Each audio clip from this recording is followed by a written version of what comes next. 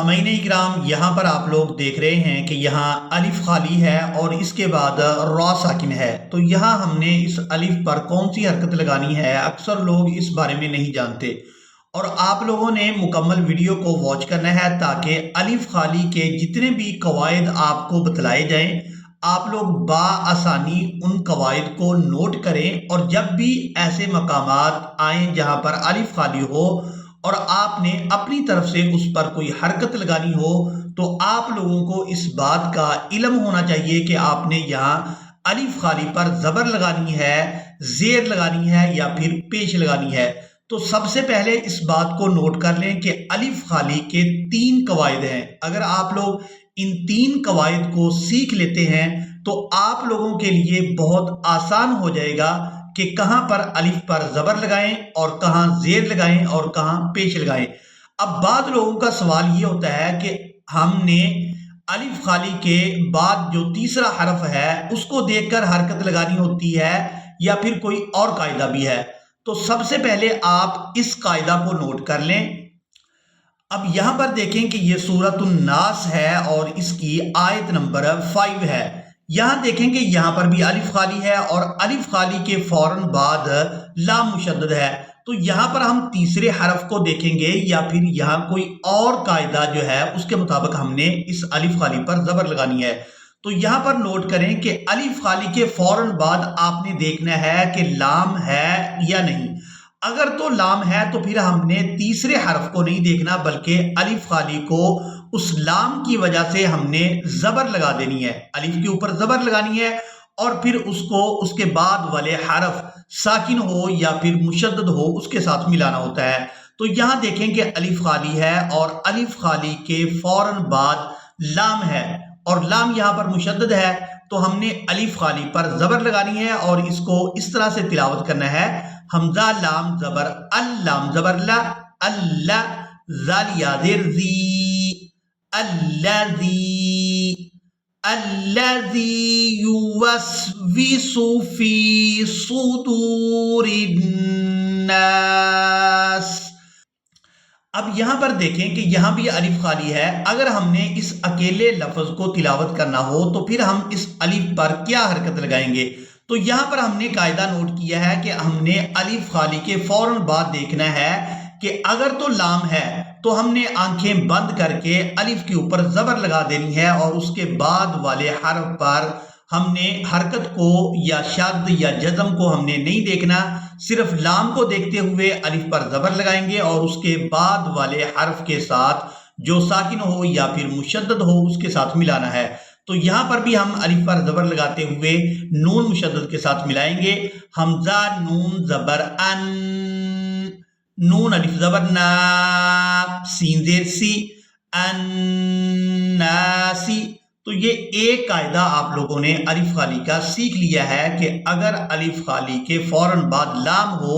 تو ہم نے الف خالی پر زبر لگانی ہے۔ اب دوسرا قاعدہ سیکھتے ہیں۔ اب یہاں پر دیکھیں کہ یہ قرآن مجید کی سورہ فجر ہے اور اس کی آیت نمبر 28 ہے۔ یہاں پر دیکھیں کہ یہاں بھی الف خالی ہے اور یہاں جب ہم نے الف خالی کے بعد والا حرف دیکھا تو وہ لام نہیں ہے، تو اب ہم نے الف پر زبر نہیں لگانی۔ زبر ہم اس صورت میں لگاتے کہ اگر الف کے فوراً بعد لام ہوتا تو ہم اس الف خالی پر زبر لگا دیتے۔ تو یہاں چونکہ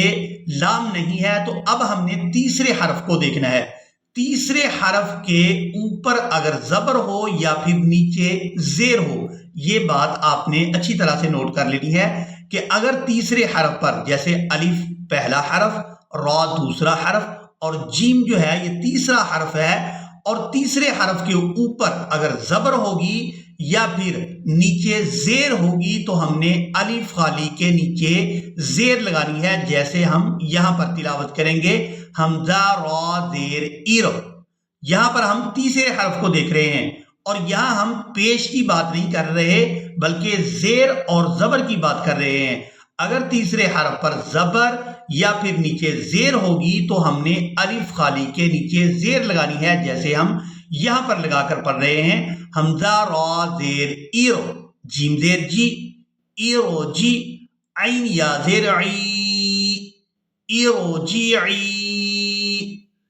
ارجعی الی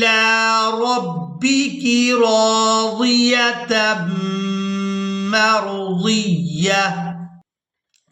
اب اسی طرح آپ لوگ دوسری مثال دیکھیں الف کے نیچے زیر کی، کہ یہاں سورہ نوح ہے اور اس کی آیت نمبر 7 ہے۔ یہاں پر دیکھیں کہ یہاں بھی الف خالی ہے، اور اگر ہم نے اس لفظ کو تلاوت کرنا ہو تو یہاں الف خالی پر ہم کون سی حرکت لگائیں گے؟ یہاں دیکھیں کہ الف خالی ہے اور الف خالی کے فوراً بعد لام بھی نہیں ہے، تو اب ہم نے تیسرے حرف کو دیکھنا ہے۔ یہاں تیسرا حرف جو تا ہے، اس کو دیکھیں گے، اس کے اوپر اگر زبر ہوتی یا نیچے اب زیر ہے تو ہم نے الف خالی کے نیچے زیر لگانی ہے، یعنی تیسرے حرف کے اوپر اگر زبر یا نیچے زیر ہوگی تو ہم نے الف خالی کے نیچے زیر لگانی ہے۔ تو اس لفظ کو ہم اس طرح سے تلاوت کریں گے، حمزہ سین زیر اس، تا کاف زیر تک، با الف زبر با، استکبا، را دو زبر رن، استکبارن۔ اب یہاں پر آپ لوگوں نے دوسرے قاعدے کی دوسری مثال کو نوٹ کر لیا ہے کہ اگر تیسرے حرف پر زبر یا پھر نیچے زیر ہوگی تو ہم نے الف خالی کے نیچے زیر لگانی ہے۔ اب یہاں پر آپ لوگ دیکھیں کہ یہ سورہ طٰہٰ ہے اور اس کی آیت نمبر 31 ہے، یہاں بھی الف خالی ہے اور اس کے بعد والا حرف ساکن ہے۔ تو اب ہم نے اس الف خالی پر کوئی حرکت لگانی ہے تو کون سی حرکت لگائیں گے؟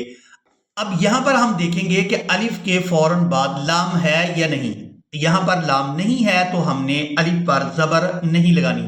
اب ہم دیکھیں گے تیسرے حرف کو، تیسرے حرف کے اوپر اگر زبر یا پھر نیچے زیر ہوتی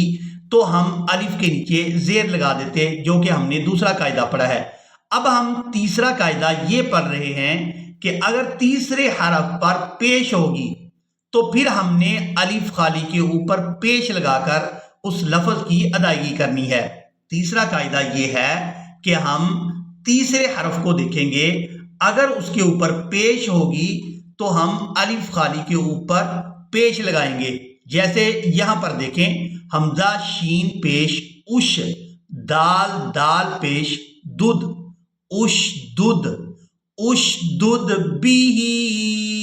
ازری، اش دد بھی